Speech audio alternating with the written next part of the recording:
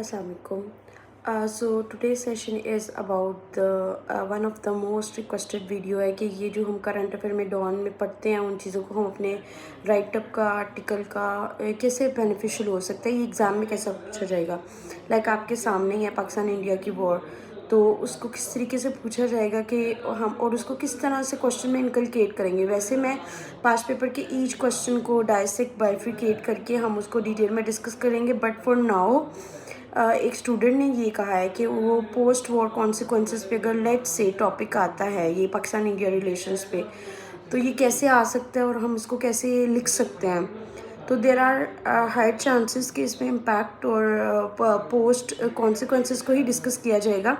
So put first thing first,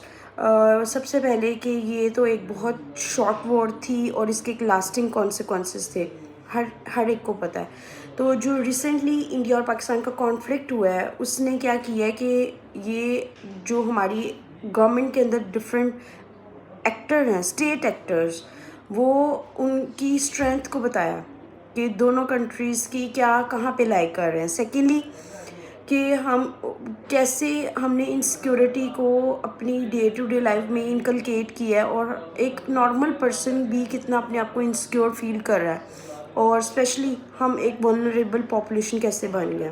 secondly militaries gain हो गई है, उसकी मिलिट्री गेन की लेजिटिमेसी होगी कि जी पाकिस्तान में मिलिट्री को एक बहुत ज़्यादा एक पब्लिक अप्रूवल मिला है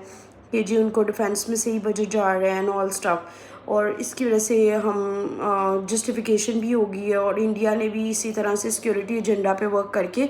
अपने डिफेंस जो सेक्टर में उसमें और ज़्यादा इन्वेस्टमेंट करनी शुरू कर दिया। थर्डली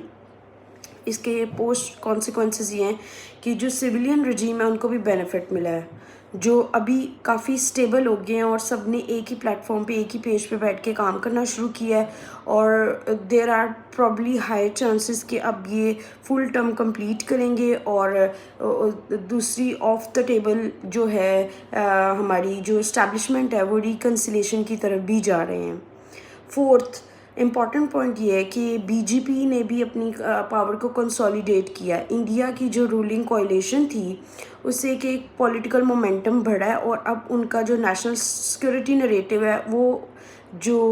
कॉन्फ्लिक्ट बहुत ज़्यादा अपसर्ज हो रहे थे, कंट्रोल मीडिया और इलेक्शंस में सपोर्ट, वो और ज़्यादा क्लैरिटी आ गई है कि उनको कैसे लेके चलना। अपार्ट फ्रॉम इट ये एक जस्ट वन पार्ट है। सेकेंड पार्ट में मैं आपको इसके रेस्ट पोस्ट वॉर कॉन्सिक्वेंसेस जो कि इम्पैक्ट में आ सकते हैं